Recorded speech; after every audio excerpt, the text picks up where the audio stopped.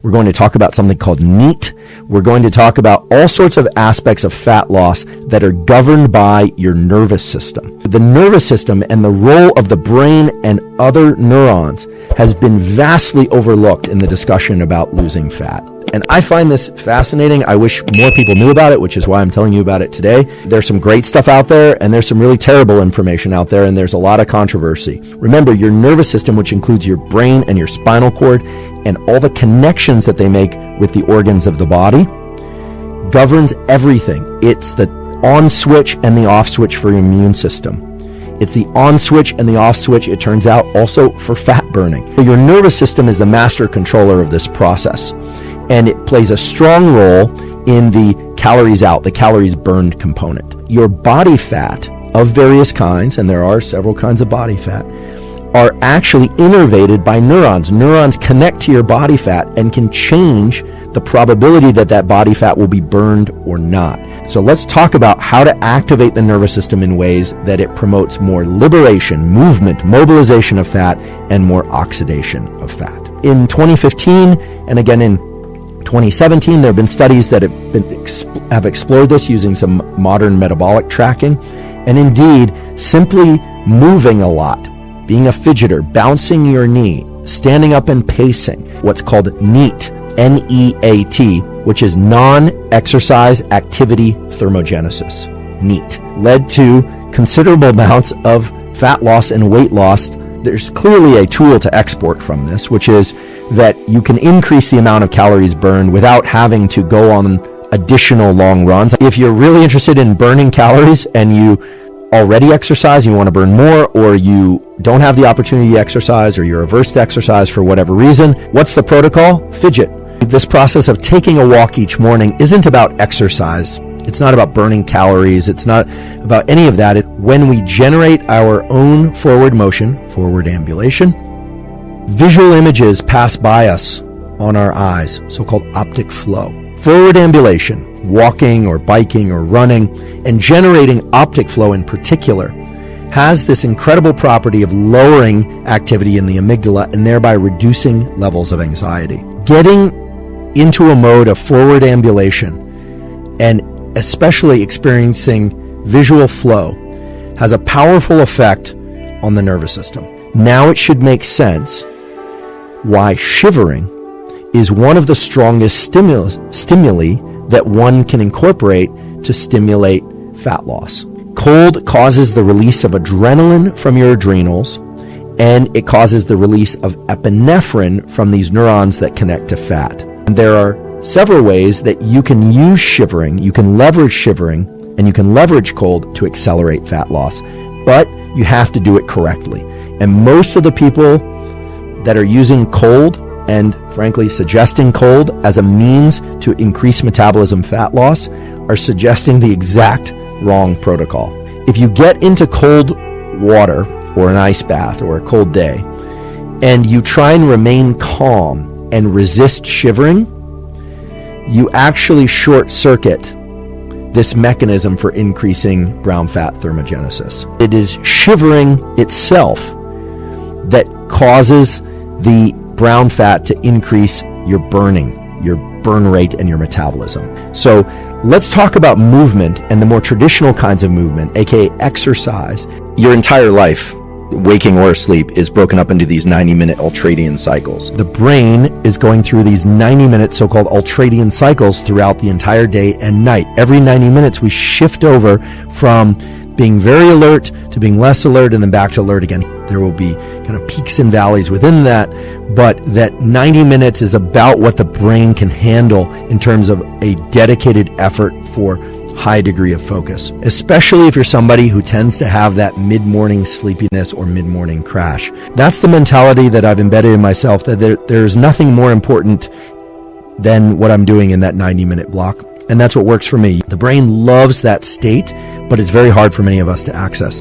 Digging through all the studies on this, we're finally starting to arrive at a consensus of when is best to do exercise and what types of exercise to do if your goal is fat loss. So rather than think about weight training versus cardiovascular exercise, I think the most simple way, the most fluid way to have this conversation about exercise And fat loss is in terms of 3 general types of training: high intensity interval training, sprint interval training, or moderate intensity continuous training. So we can think about high, medium, and low intensity exercise at about or after 90 minutes of moderate intensity exercise.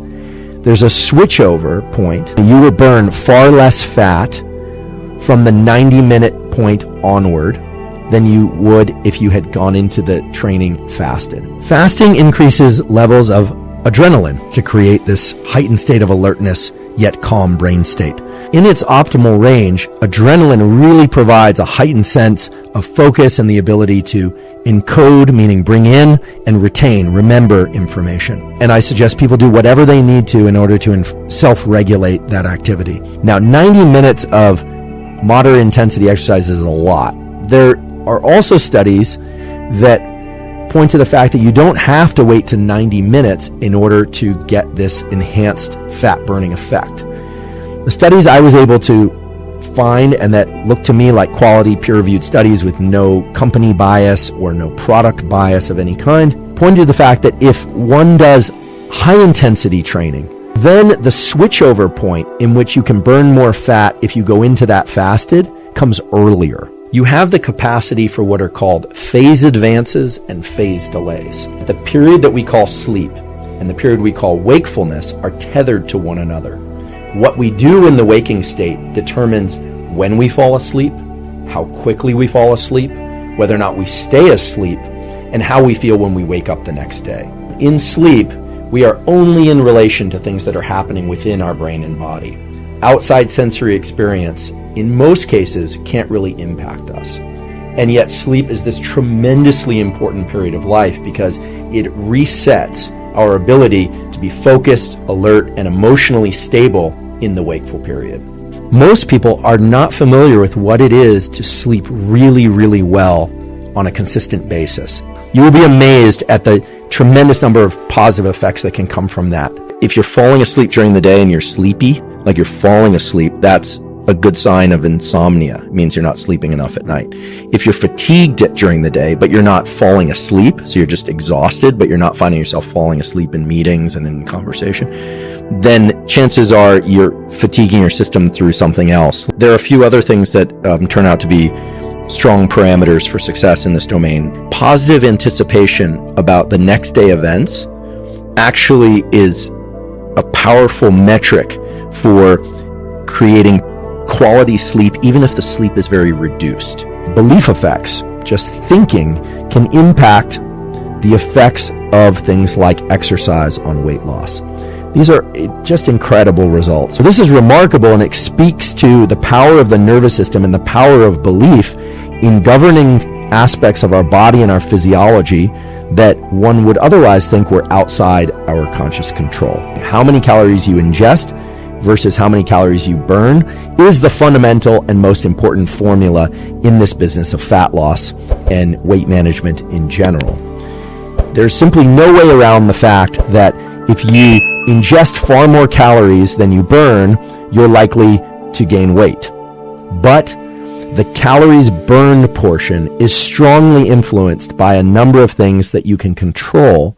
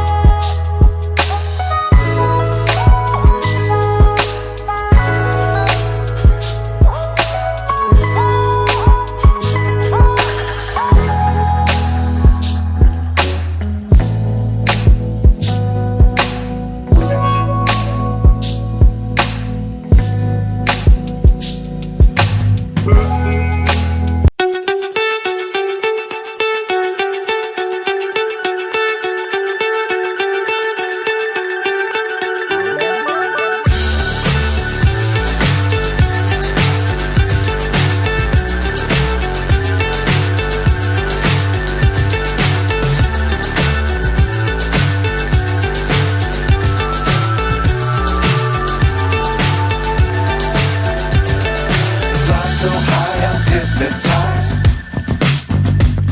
What's up is down, what's left is right. Chasing stars and holding you. I can't see the end, but we'll see it through.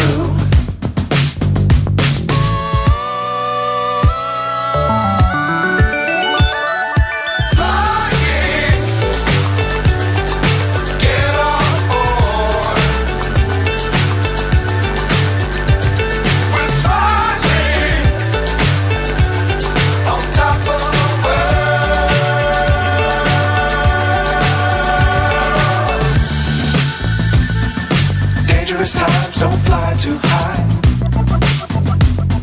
Be sure to keep the ground in sight. Fly forever if you keep it tight. Love the world but keep the sky on your mind.